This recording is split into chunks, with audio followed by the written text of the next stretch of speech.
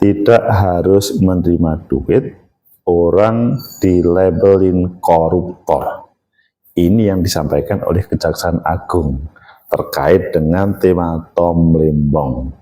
Bagaimana menurut kalian? Apakah ini memang jadi sasaran karena ada 4 menteri lain yang juga impor gula tetapi tidak masalah, atau memang ya Tom Lembong itu koruptor? Bagaimana menurut kalian? Menurut analisis saya,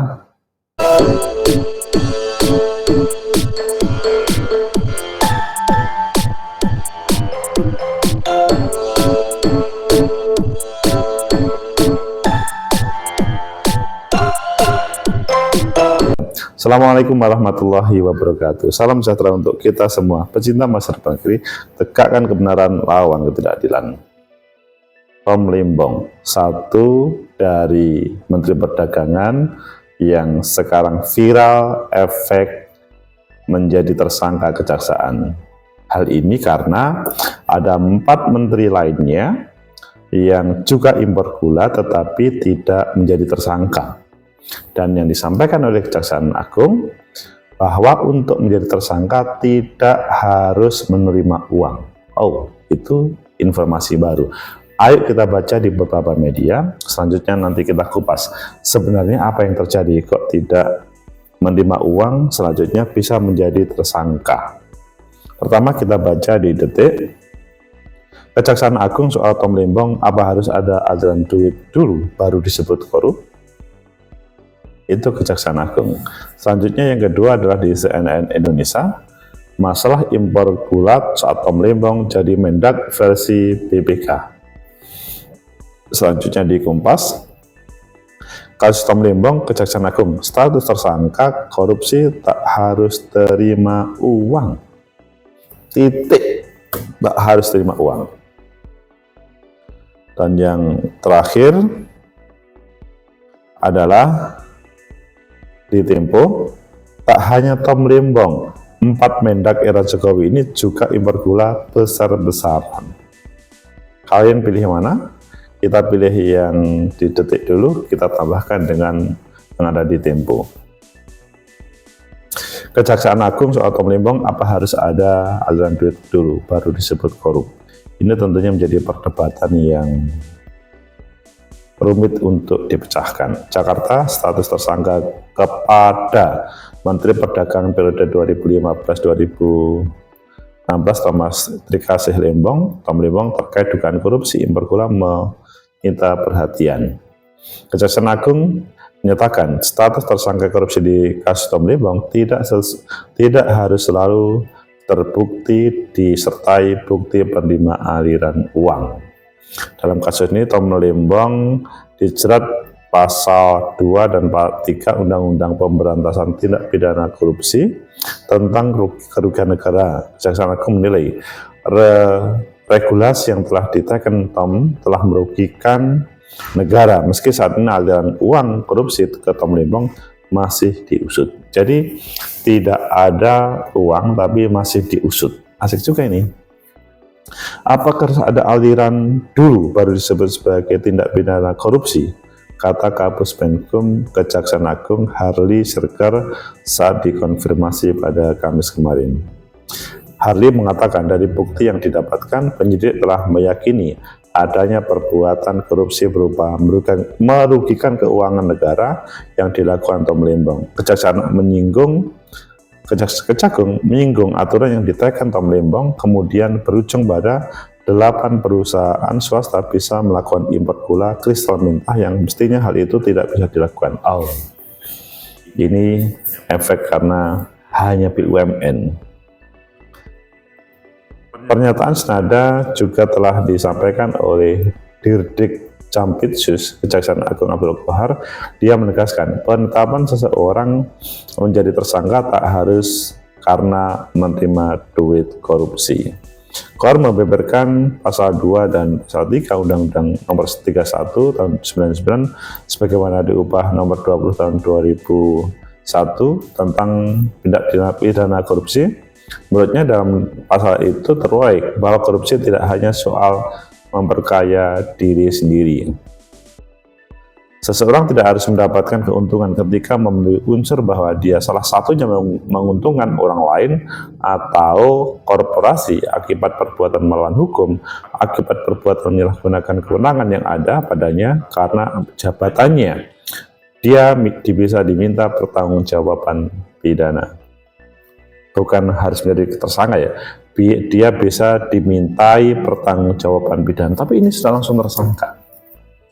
Duduk perkara bahwa kasus dugaan korupsi dalam impor 2015-16 baru menjerat 2 tersangka, Tom Limbong sebagai Menteri Perdagangan dan Charles Sitorus selaku mantan Direktur Pengembangan Bisnis PT Perusahaan Perdagangan Indonesia PT PPI.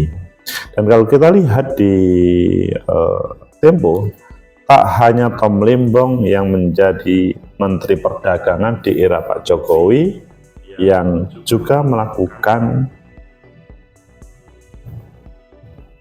impor gula. Tapi mengapa tidak? Coba kita baca bahwa juga mereka melakukan impor gula besar-besaran. Tom Limbong ditetapkan Kejaksaan Agung sebagai tersangka. Tom Limbong ditahan Kejaksaan Agung. Kemudian Hari mengaku pihaknya sempat kesulitan mengusut kasus korupsi gula impor ini. Kendati demikian, selama kurun 1 tahun, Hari mengatakan bahwa penyidik terus melakukan penggalian. Menteri Perdagangan Jokowi juga impor gula. Jadi mulai dari Enggar Tiasto Lukita, Agus Suparmanto, Muhammad Lutfi, dan Zulkifli Hasan. 4 itu melakukan impor gula. Nah, kita lanjutkan bacaannya supaya kita bisa membaca semuanya. Kebijakan impor gula sendiri tidak hanya terjadi di Tom Limbong, namun hampir semua Menteri Perdagangan menjalankan kebijakan serupa, bahkan jumlahnya lebih besar dari Tom Limbong. Pecinta masa depan negeri, tegakkan kebenaran lawan ketidakadilan. Itulah yang kita bahas pada sore hari ini. Kita tidak membahas, maksudnya tidak spesifikkan terkait dengan berapa-berapanya, tapi adalah kalimat yang sungguh mengagetkan kita semuanya, bahwa tidak harus korup, tidak harus ada aliran duit dinyatakan korup. Bagaimana menurut kalian? Apakah ini memang seperti itu regulasi konstitusi kita terkait dengan penegakan hukum, atau ini adalah sebuah penerjemahan? Atau menurut analisis saya, pertama, bahwa di dalam pasal Undang-Undang Tindak Pidana Korupsi itu benar adanya, bukan salah. Hanya terkait dengan penerjemahan masing-masing itu akhirnya kemudian berbeda-beda. Mengapa saya katakan begini? Kalau memang Tom Limbong ini adalah korup, maka seharusnya pada 2015-16 atau paling enggak 2016-17 sesudah tidak menjadi Menteri Perdagangan, seharusnya beliau langsung tersangka dan diproses hukum. Tapi mengapa Tom Limbong baru kali ini sesudah dia tidak menjadi bagian dari pemerintah, jauh sebelum waktu itu, saat ini kemudian menjadi tersangka? Apakah pada waktu itu tidak ada atau tidak terlihat bahwa dia menyalahgunakan? Menurut saya ya, kalau memang dasarnya undang-undang yang sudah lama, tahun 99 kemudian direvisi 2001, menurut saya seharusnya sama. Adapun orang-orang yang ada di penegak hukum, di Kejaksaan Agung itu berubah-ubah, seharusnya mempunyai pemahaman yang sama terkait dengan korupsi atau dalam penerjemahannya. Sehingga banyak orang mempertanyakan hal ini karena memang ya yang terjadi seperti itu. Mengapa dulu tidak diproses hukum tapi pada saat ini? Lebih khusus adalah pada saat sesudah Tom Limbong menjadi kelompok yang berbeda dengan Pak Jokowi dalam hal siapa yang menjadi capres. Ini kan menjadi masalah. Akhirnya kemudian yang jadi tema itu adalah seperti menjadi ini analisa saya kedua, sepertinya ini adalah bukan penegakan hukum, bukan pidana murni, tapi ini seakan-akan ada hubungan dengan demokrasi. Semoga saja ini salah. Karena kalau ini terjadi dan kemudian ini benar, ini membahayakan dengan demokrasi. Jangan sampai misalkan kelompok-kelompok kritis, kelompok-kelompok yang memberikan masukan terhadap negara dengan caranya, selanjutnya diberi label tersangka ataupun lainnya. Menurut saya, ini membahayakan dalam pembangunan demokrasi di Indonesia. Karena Indonesia ini adalah baru berkembang demokrasinya, dan masih ingat kepada waktu tema taruhlah Orde Baru, mereka yang tidak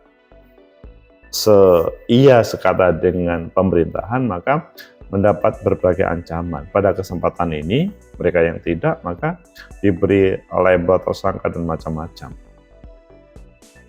Sayangnya juga hampir setiap momentum hal ini sering terjadi ya. Kita masih ingat ya, misalkan Cak Imin itu pernah menjadi tema yang diperbincangkan dengan kardus durian. Menjelang Pilpres tema lagi itu muncul, tapi selanjutnya hilang lagi, suatu saat akan dimunculkan. Ini kan bahaya. Kalau memang ada sebuah penegakan yang benar, seperti Tom Limbong, Cak Imin atau siapapun, kalau memang salah ya diproses saja, tetapi kalau tidak jangan menunggu momen-momen politis atau momen-momen dalam seseorang itu kritis terhadap negara.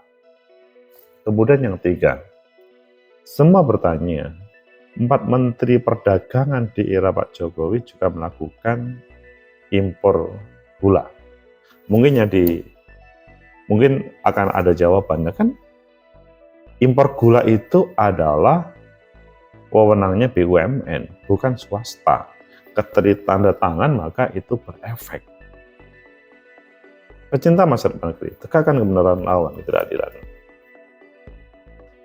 Ini selanjutnya akhirnya perlu ada orang yang melakukan judicial review ke Mahkamah Konstitusi atau judicial review ke Mahkamah Agung terkait dengan regulasi tersebut. Mengapa harus BUMN, mengapa tidak boleh swasta?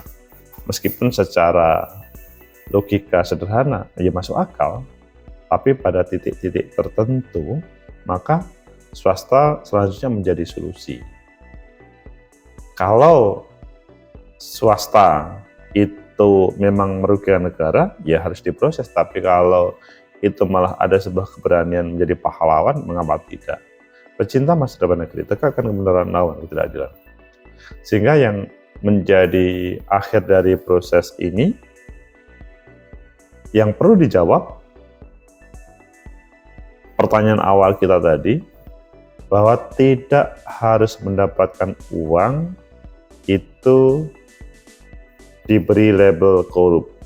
Apakah harus bahasanya Kejaksaan Agung, apakah harus ada aliran duit dulu baru disebut korup? Menurut saya ini perlu diluruskan. Memang kalau ngomong korupsi ya harus ada aliran uang atau menerima uang. Memang di dalam undang-undang tidak pidana korupsi ada ketika menguntungkan seseorang itu iya.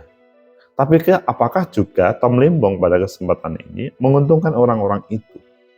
Karena sementara hal itu belum disampaikan, kecuali pada mulai awal Tom Limbong diberi penjelasan oleh Kejaksaan Agung bahwa dia memberikan atau menguntungkan beberapa orang, misalkan 8 orang pihak swasta tersebut, dan selanjutnya merugikan negara sekian miliar. Atau bahkan Tom Limbong ada aliran dana ke Tom Limbong. Sebetulnya itu yang perlu ditunggu, dicari jawaban dari Kejaksaan Agung supaya tidak ada pikiran-pikiran negatif terhadap Kejaksaan Agung. Bahwa penegakan hukum itu penting, bahwa penegakan hukum berdasarkan tindak atau hukum itu penting, lebih khusus adalah hukum tindak pidana korupsi itu penting, bahwa penerjemahan itu juga harus ada keselarasan antara pemerintahan sekarang, dahulu dan mendatang. Tidak boleh kalau dahulu tersangka, sekarang tidak, atau sebaliknya. karena negara kita adalah negara hukum. Pasti semuanya menginginkan koruptor harus dihukum. Itu kata paten. Tetapi bahwa kalau mereka tidak menerima uang, maka ini pasti menjadi perdebatan. Apalagi mereka tidak menerima uang, juga tidak mengkayakan orang lain. Ini pasti menjadi perdebatan dan bahkan akan dilawan oleh banyak orang. Hanya kalau temanya mengarah kepada bangunan demokrasi dihubungkan dengan